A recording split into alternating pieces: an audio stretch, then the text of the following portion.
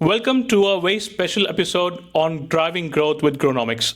Today I am here with Ash and Yuvraj of Clear Tax Accountants. Ash and Yuvraj, welcome to the show. First, tell me, how did you get started and why did you think we'll go and do something in tax and finance industry? Right. Okay. Thank you very much, Abhishek. First of all, for bringing us on this platform. We are honored. And now, in terms of your question, the reason we've started in the accounting industry because of our education background and experience. So we've been studying accountancy since 2007, and we've qualified as a chartered accountant. And since then there was a seed sown that we need to do something in this industry. And being in the industry, working for so many different so many different environments, we've seen the problem challenges the clients are facing. So we thought why not to bring a differentiation to the world of accounting, where we can solve challenges for the client and bring an ease into their life in terms of their financial freedom. Right. So that was the main reason for us to start doing something different, where we can overall help the communities. Right. Okay. Yeah. So when you were young, when you decided I want to study accounting and become a CA, did you think what numbers are very interesting, or did you think what there's so many people who have financial troubles, let me go and solve those? What is the thought process? Yeah, so we've seen a lot of challenges, especially with the small businesses. When they start, they don't understand. They do understand how to run their business. Yes. But the problem they face, the challenges they face, is the financial literacy. So that's where we thought, as we live and breathe in numbers, so why don't we do something a little bit extra, where we can add more value, so they do understand and they run their businesses efficiently. So cash flow is the major trouble we've seen with a lot of small businesses, where they can bring in the money, but they don't know how to channel it, utilize it for the most efficient purposes. So as an accountant, we thought because to run a successful business, you need to manage your money first, because if you cannot do that, because there's taxes to be paid, wages to be paid, and then there are fixed costs, variable costs, so you need to have a balanced approach, so you can manage it efficiently in order to grow. So that's where we came in and started adding value to the client's life in terms of giving them the understanding of the numbers. Yep. So they can move forward easily without any financial stress. Right. Yeah, Okay. yeah. Interesting. Okay. Ash, do you want to say something on that front? I think that's very well said, Yuvraj. But my reason was a little bit informal of joining in accounting. My reason was it was the most affordable course at the time. As a student, I was young. I was less than 20 years of age. I was in Dublin. Very similar story to Yuvraj, but I think his reason was to help at the time. And I was thinking, what is the most affordable course to join and to progress my career, where I just have to work 9 to 5, Monday to Friday. And I find chartered accountancy to be more addressing to that need at the time. Genetically, I'm Bania, so that also helped me to have the genetics to inbuilt in me to understand the numbers. But I think from the first 3 exams that I've appeared for a CA exams, I've developed my interest into the topic itself. It's just naturally that happens that once you start working into this domain, you want to learn more, and very quickly we've gone through all these exams, and we've just passed that age where we are now fully qualified accountants and started working there. So I think my prime reason at the time, I wasn't into that framework of. My prime reason was very narrow as to what is that I can get into, and also able to work full time as an accountant. So this actually helped me. Yeah. So the world of finance was actually calling out to the Bania inside you. That is very much possible. Yes, very much possible. That's very true, I guess. Yeah. Okay, that's interesting. Okay, so tell us a little bit about the two of you coming together, because we don't see a lot of partnerships, and partnerships in business world are very rare.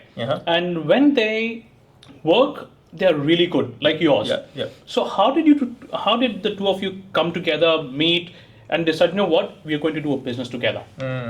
Right. Yes. So we met. Both of us met in Ireland. So we went to on a student visa to Ireland in 2003. So that's where we met. We were in the same college.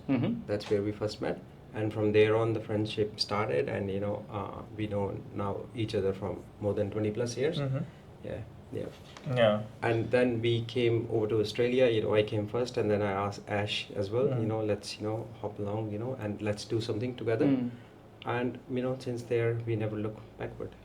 Yeah, because that's interesting. Because for me, every time I think of ClearTax or Ash or Yuvraj, I can't think of the two of you outside of this. Like if I think of Ash, I think of Yuvraj. If I think of Yuvraj, I think of Ash. Yeah. It's like a combination that I cannot think of without the two of you. Absolutely. So you're very close in that sense. Yeah, and absolutely. how did that develop? Like from friendship to business together? Because that's very different. Running a business together is very different to friendship. There are a lot of legalities, there are a lot of things that go wrong, there are a lot of things that go right as well. True. So how did that come about? I think mutual respect has played a really big role. Even though, say for example, I know Yuvraj from last 21 years, or at the time when we started the business, maybe last 15 years. Even though when we were starting the business, we've probably written down things because we are educated enough to understand the concept of shareholding agreement and all that. Yeah. And plus we've written down everything and we've supported each other no matter what the event happens, and we have kinda feel it as well that his respect is my respect and my respect is his respect. Good. So that has actually evolved over time, and no matter what he says me, I know he's not saying with the intention if that's something that I don't like, and just very open to go and speak to Yuvraj and vice versa. Yep. So that has really helped us to build that trust in us that everything that we're doing is best interest for both families. In fact, not just him or not just me. Just obviously we got to make sure that our families and ourselves, we all are connected to each other. Yes. And everything that has happened since then. It's very supportive. Yeah. Nice. Yeah, and see, when you know someone from so long, it's automatically you develop a trust between them. Yep. And that's the most important factor. And the other factor, I think, which has led to this path as well, the expectations. So I think both of us don't have any expectations from each other. We don't look forward. That he needs to do this and I need to do this. Because by default we are motivated to do good for the overall business. Because the business is not only helping us. Yep. We have been looking after 50 plus families. Yes. So that's the another motivational factor. We always look forward that at least we are giving back something to the society, so let's stick together, and if we can do this, why not? Fantastic. Yeah. This is a very interesting point you talked about, Yuvraj.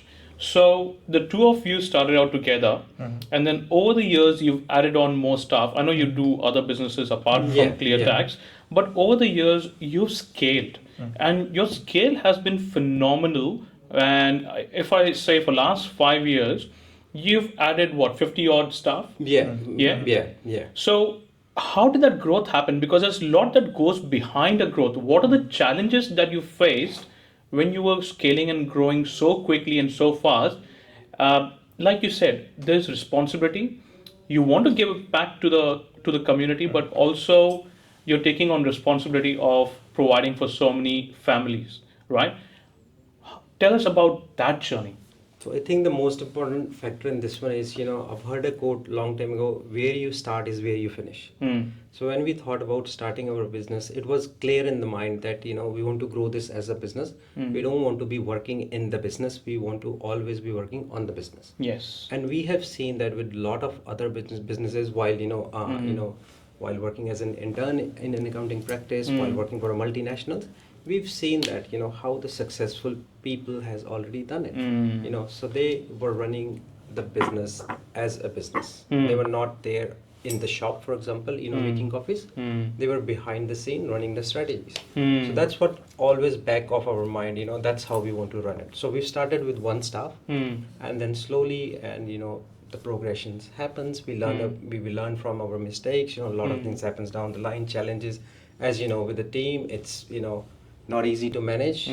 So we got a team in Australia, we got a team outside of Australia, in India, in Philippines. So so the challenges comes along, but it's just how you make decision and just move on. Yep. Think what is best for the practice overall. Just take a quick decision and move on. I think that's the key to it, and make sure you're always available for your team when they need it. Yep. In terms of the training, solving problems, and always give them motivation. Not just the money terms. They always need to see they are overall doing something for themselves and for the society. That's how everybody thinks like that. I want to contribute. So that's the environment we've created, and that has led us to build up the team so quickly.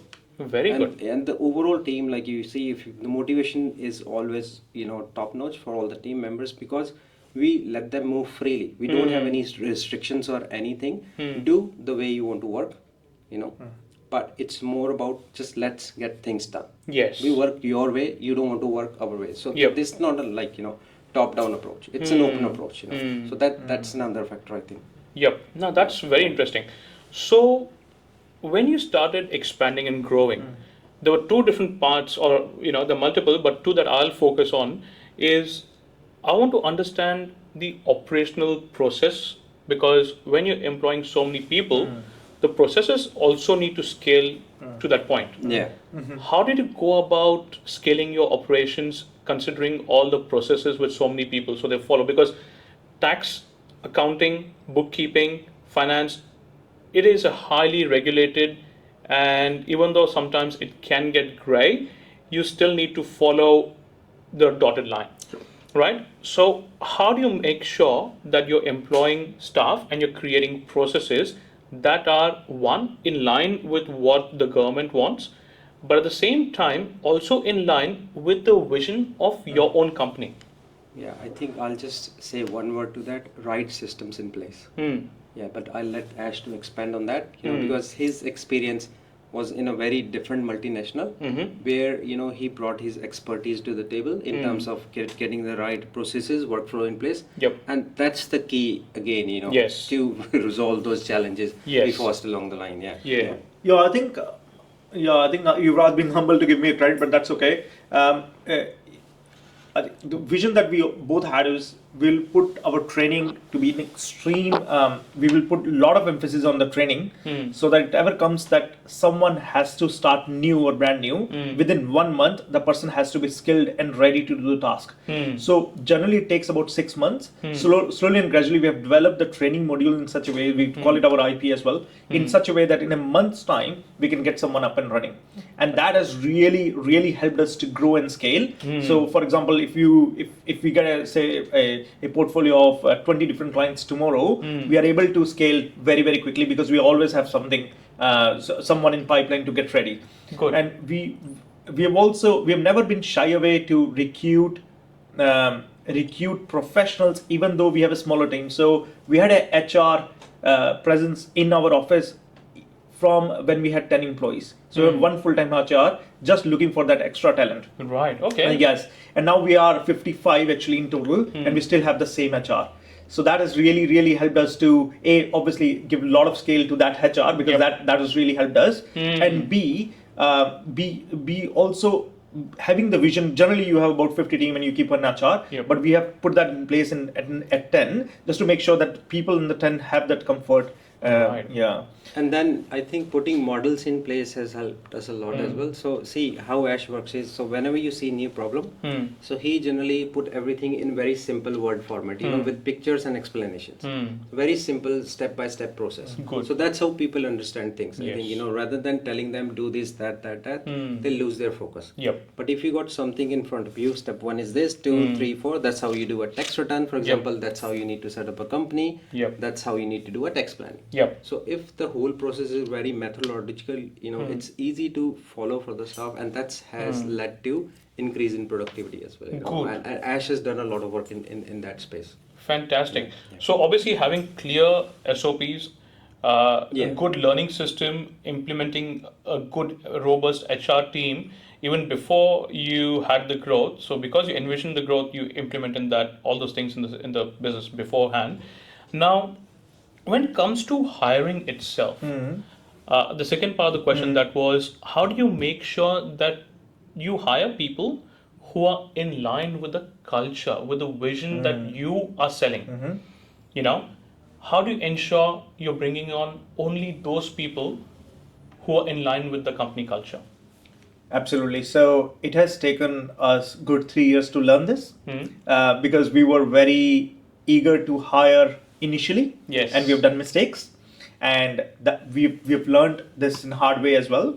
That it's obviously you can't get it right the first time. It may take you a few years, and we have never put a lot of emphasis. Again, accountants are not very very much policy oriented when it comes to HR or understanding people and stuff, people and culture. We are very number driven, analytical. We're probably not trained for people and soft elements like that. So Yes. so when you start managing team, obviously it has come naturally to us that what fits, what doesn't. I think so. Though we have a very low attrition, but yes, we have done mistakes, and every single mistake has taught us what to do and what to ask and how to check on cultural fit for a person. Can you give us an example? Yeah, I can give an example. There was a case on an average age in the office is about 30. There was one point in time when we have preferred experienced over a natural fit. Yep. We have hired someone, and there's, with all the respect, there's someone with 30 years of experience, and that person seems to finding it difficult to adopt. So the person was in late 50s, Yep. and obviously we were needing that experience, and we hopefully that that will fit in right in with zero problems and all that. But the person was finding it difficult to adopt the technology because we are very technology savvy. We don't have any papers in our office and all that. And then obviously the person was very much trained with paper oriented practices, and it was very difficult for that person to actually change themselves. And then obviously we come to a mutual agreement that the person also finds another role, and very happy for that person to move on in a role that they want to cherish and enjoy more. But that is one example where we were very analytical in a way that absolutely let's go for experience and this will add a lot of value, but not really checking on the cultural fit because how would they adopt with the new technology that we have in the system and stuff. Right. So now going back to just this one, give me 3 tips for other business owners who are looking to grow, and when they are hiring employees, what are 3 things they can do to make sure that the new employees fit within the company culture? I think Going from your experience, the first one is make sure they have the technical capabilities as well. Don't just hire let's say if there's a fresh graduate, that's fine. We don't have any issues with that. But as long as they understand the basics, that's the most important factor. Because see, lot of young generation, they have done even MBAs, masters, and things like that. But when it comes to the common sense, they don't have it. Yep. So even with the experienced people, some of them, not all of them. So that's the most important thing you need to check. So maybe run some simple questionnaire test or things like that, just to bring that out. Just a common sense. For example, who's the Prime Minister of this country? Just basic things. If they know, it means they got an active mind. Yes. So that means they can learn anything if they know the basic stuff. So that's I think number 1 for me. Right. You would add number 2? Number 2 for me is obviously just speak to them. Just speak to them. How do they feel? What's their vision like? How do they feel about working in team? Have they ever worked in a team? If your culture requires you to work in a team, Yes. How do they feel of working from home? What makes them happy? What not? So just on the soft elements is what we have learned. What are the hobbies? What do you like to do outside work and stuff like that? So you kind of see that if that person fits into the natural environment that you have in the team as well. And how do they feel about technology? Yes. Do they feel and what sort of technology experience they have? So that probably for me is a very much fit into number 2. Number 3, maybe I think it's more about what do they want to do in the future. So you just need to see, do they fit with your organization's goals? Yep. Yeah. If they do, then they might be the right fit. But then again, you need to have to suss it out. But again, saying in all these, things as well, you can suss them out for all these 3 factors. Yep. But you can still, find a person who's not matching later on down the line. Yeah. Because, there's a lot of factors. Yep. You cannot just, find it out just in 1 or 2 meetings with anyone. So I think it's just wait and watch process goes there as well. Yep. Other rule is, is hire slow and fire fast. Yep. So if the person is not right fit, Yep. I think you need to have a mutual understanding and let them go rather than just keep on taking the package. Yes. Someone has told me once, you can always fix a skill issue, but you cannot fix a will issue. Exactly. Yeah. So will is something you cannot generate in someone, Yes. but skill is something definitely it's all fixed. So Yes. we have always looking for that people who are extremely willing to work for the organization and willing to do something big, because it's very difficult to find experienced resources. So you kind of hire freshers and kind of train them, unless you've been lucky to have a really good experienced resource. I mean, that's okay. But as long as they don't have any will issue, you will always find it. Good. The other thing is, in terms of keeping the staff as well, because we got so many different departments. So we allow them to move things as well if they're not happy in something. Yes. So that makes them sort of a freedom, that, I've got a freedom that if I'm not, happy here, I've got a freedom to move there, because of the structure we've got. It's again, a very friendly for them. Yes. So that's the why we were able to retain, the good talent as well. Do you know the numbers? How many? What's the retention rate? Yeah, so 88%. 88%. It's very high. Yeah, it's very high. Yes. It's very high. That's very fantastic. High. Yes. Congratulations on that. Yes. That's actually very good. The other thing that I was asking you was 3 tips on operational or process related growth. So when you're growing, the 3 things. If you can just quickly summarize 3 things that they would do, a small business owner should do when they're growing quickly, in terms of operations and processes. I'll go to the first one. Yep. What we have understood is a problem statement in our own industry rather than looking. So obviously a restaurant would face a very different problem to an accountant. And the number one problem in accounting industry was accountant was not able to pick up the phone. Yep. So they were not reachable, not approachable, and don't call back, or if they call back, it's just too late.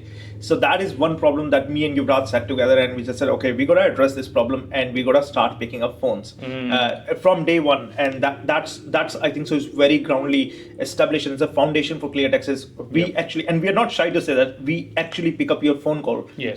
And that is really give that comfort to our client and probably address that pain point for a client that they're not able to reach the account. Yep. So for me, that is a very good growth.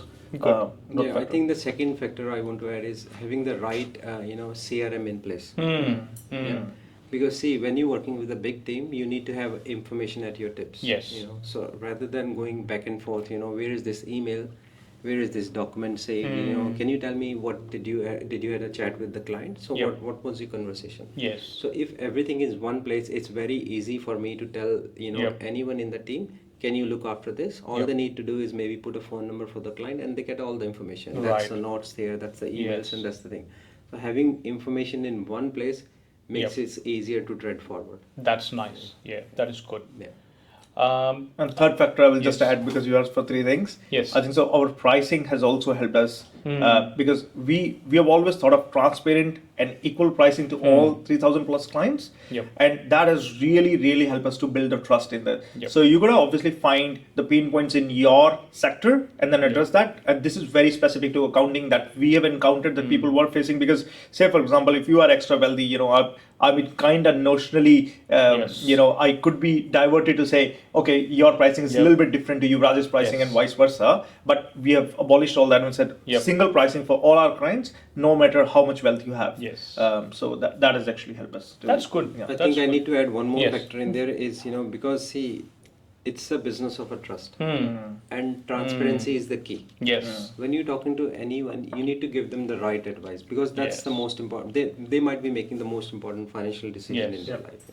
So you want to be on their right side rather than just giving them anything which they don't need. Yep. If you being transparent and keep on doing it consistently, that will help you a long way. Because see, one client talks to 10 people. Yes. 10 people talks to 100 people. Yes. It's a chain reaction goes That's on. right. So we have to be very careful of that, because see, accounting business is a referral business. Yes. That's how we get most of our clients. Yes. So doing the right thing by a client, then you are 100% sure for a success. Yep.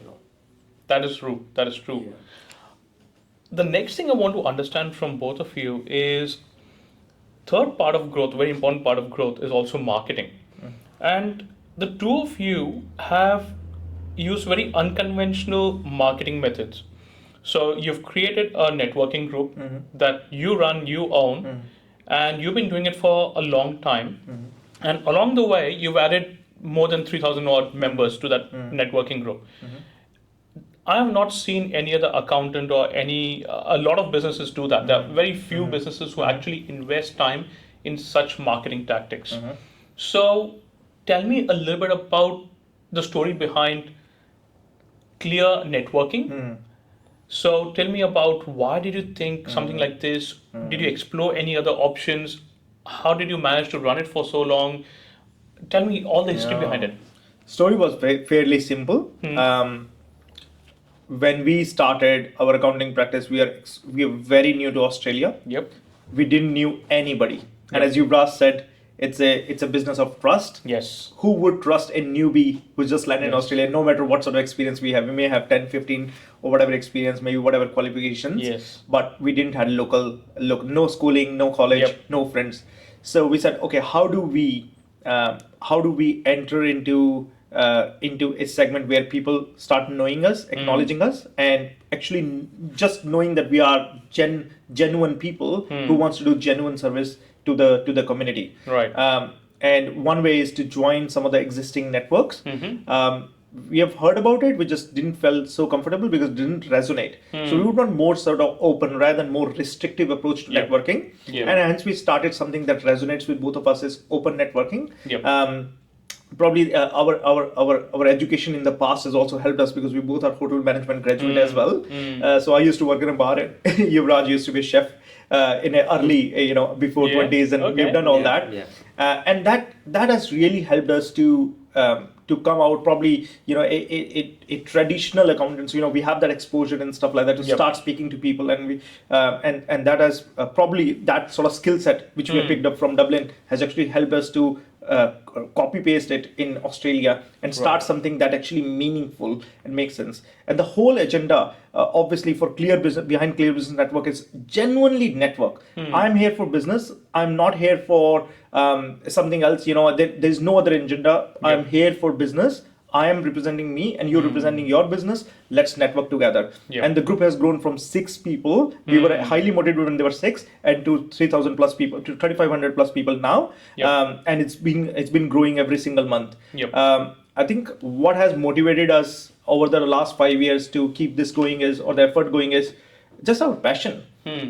We believe that what we have created is something meaningful, not just for us, but for many, many business owners. And their feedback has kept us going, that, this is helpful, let's come and see each other. I think 90% of the businesses that I know outside my clientele is through Clear Business Network, which is again a tremendous thing to have as an accountant, because let's say if someone wants to know, do you know a really good digital marketer? Then I know Adam, irrespective Adam is my client or not.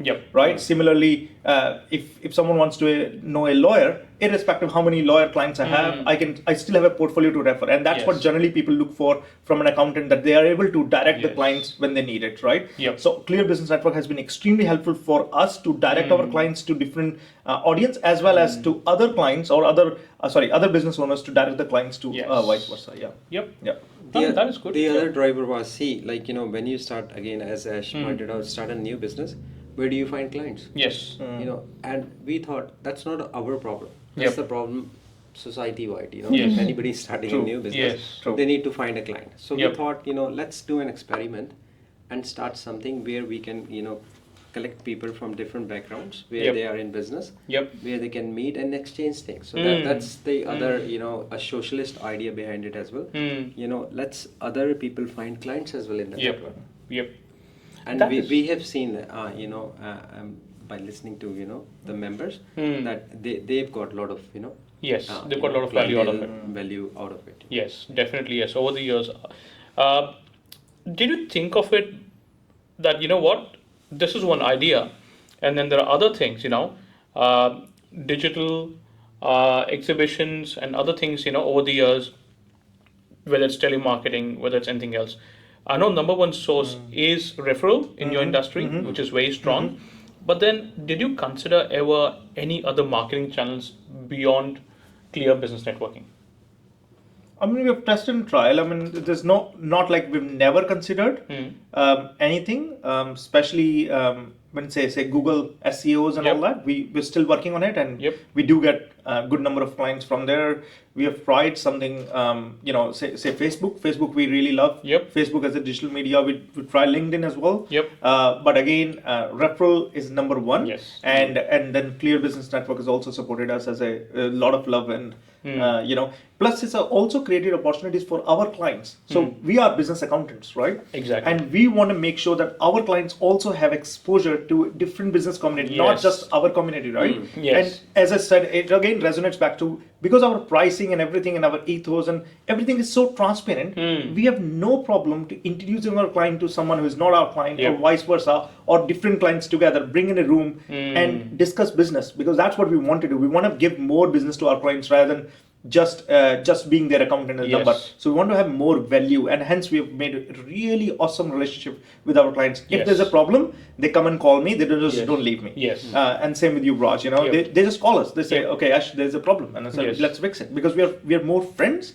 And hence, this is what you want to do with your clients. You want to make sure that the bonding is there, rather than just sending a notice that we are moving away. And hence, I think our client review ratio is less than 1%. That is another fantastic thing. 99% retention rate with clients and 88% retention rate with your staff. That is really good numbers.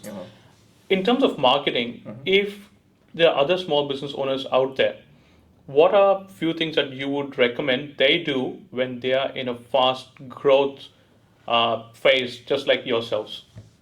I think being present on all the medias, and I think the other factor which we are, still looking into it, but we have seen a lot of clients has done a tremendous growth through it is through videos. Either educational videos or blogs through YouTube or whatever channels. That's a very big factor for our growth as well, which we have seen in a lot of other businesses.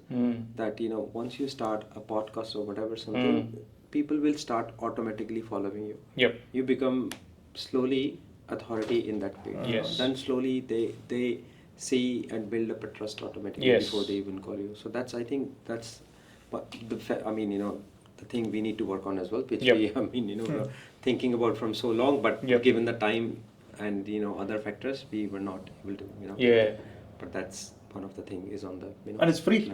And it's free to do. It's free to do. It's only your time. It's only the time, effort. Yes. Free to do. Okay, so that's marketing. Now I want to see, you have grown so well, not just the business, but Ash as a person, Yuvraj as a person has grown so much since you started ClearTax.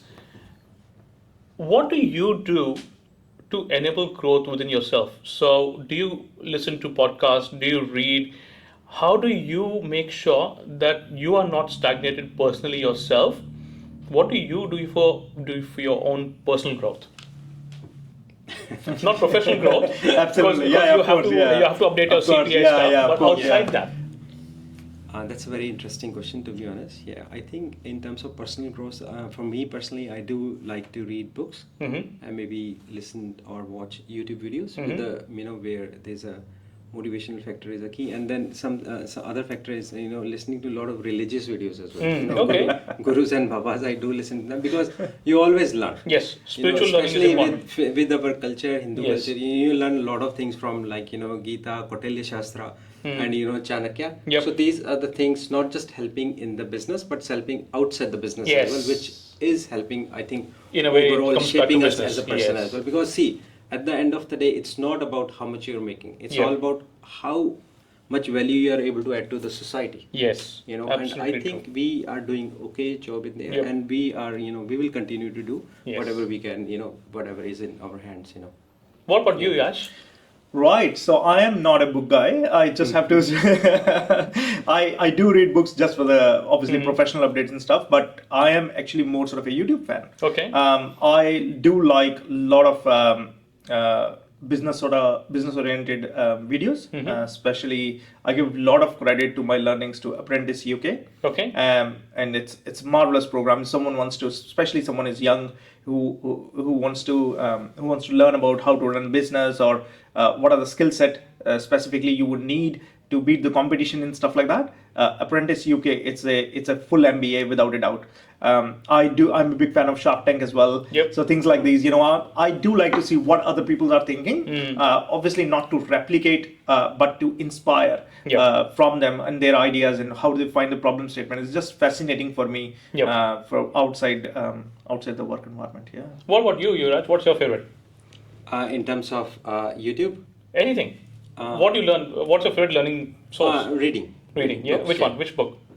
It's a lot of books, yeah. A lot of different books. It can be, recommend a few to our viewers, someone who wants to, grow in their business. What would you recommend? Or not just business, personal? Right, I need to think about Hanuman Chalisa. Yeah, that's almost every day. I think Gita. Yeah, okay. You can read about Gita in English, Hindi, whatever you prefer. And the other one is, there's so many books I need to think about. What would be your go-to? I don't recall. There's so many, to be honest. Yeah. Good. Yeah, I can Good. just recall. Nah, that's good. Yeah. That's good. So that's the interesting part now. Now, the recent one I've just read is, 90 minutes business. Yep. So it's all about, getting things done within 90 minutes. Yes. Yeah. So that's very interesting book, which I just recalled recently. Yeah. Good. So on that front, where you talk about, your personal growth, I want to understand who is Ash and who is Yuvraj outside of ClearTax. As a person, as what do you do, what do you like to do outside of work? Who are you? Right, I don't think so. There's any different out. Yuvraj or Ash outside of work. It's the same people. We are inside. It's like the way we run our business is the way we run our life. Being honest, trustworthy, and being there when you need it. Even with friends, family. I think. Yeah. So what does Yuvraj do when Yuvraj is not answering clients' calls, working, looking at numbers? What does Yuvraj do? Maybe going out with family for dinner or something, going out with friends, maybe walking, that sort of stuff. Yeah, just basic, simple. What's your favorite restaurant? What's your favorite restaurant? Where do you like to eat? Laddu Gopal. That's a plug for me. You can always say Laddu Gopal. Yeah, recently we've been to in city Brunetti. That was really good. Yeah. Okay. Yeah. What about you, Ash? Who are you outside work? I'm a happy dad, unhappy husband. With single wife and two beautiful kids. She's going to see this, she's right? going to see that. Okay. But I doubt she will be watching that long. But that's okay. Yeah, okay. So this is a surprise for her if she can figure that out. But yes, very busy dad outside work. I do have two little ones, 2 years old and 8-year-old. Two boys just keep me busy. They make sure that I'm a tiger at 8 p.m. when I go home. They want to see me in a tiger costume and all that. So I do all that funny stuff with them. I like to cook. I do experiment on my kids, and they do tell me if I'm a good or bad cook. What's your signature dish? Pizza, okay. yes. Every Friday, no matter what part of the world I am, I have to reach home and I have to cook pizza for my family. Yes. Good. One of the Fridays I'll join you. Yes, you must. Yes. Okay, good. So what I want to talk about now next is, we are almost about to wrap up the show. Yeah. What I want to do is I want to understand just 3 tips across everything. A business owner who wants to grow, what are 3 things you would say to a business owner? Do this and you will grow your business. I think it's very simple and straightforward advice. The first one is being persistent. So just be on it. Like, let's say you got a new lead. You just need to keep follow up, give them the right advice, and being persistently chasing them. So that's, I think, is the key to convert them from leads to a client. Don't just leave them. If they don't answer your call, if they're not replying to your emails, that's fine. Just maybe put them in system at the back end and keep sending them informational things. Yes. So when they need you, they'll thinking about you. This is classic marketing. If you're not nurturing your leads, they will not come back to you. You will not believe over the years, I've seen so many people who will call a lead once or twice, and then they'll simply say, you know what, he or she did not answer the call, I'll let it go. I did not follow up. And you know what? A month later, 2 months later, when that lead was ready to buy, that lead did not think of the person, so it happens all the time. I think a little bit more philosophical. Do you feel your success? Do you feel you're successful? I personally think success is a journey, to be honest. I was extremely happy when I was age 20. I was extremely happy when I was 28, and I'm extremely happy when I'm 39. So there is no, to me, I was successful when I was age 20. Yes. Because I was happy. Yes. And I'm successful today because I'm happy. Yep. I'm yet to encounter something that makes me unhappy. Good. And hence I'm not able to define success that way. But I'm as long as there's food on the table, the kids are happy, wife is okay. Yep. To me it's successful. And how do you balance that? Because you talk about being happy outside work as well as within work. Yeah.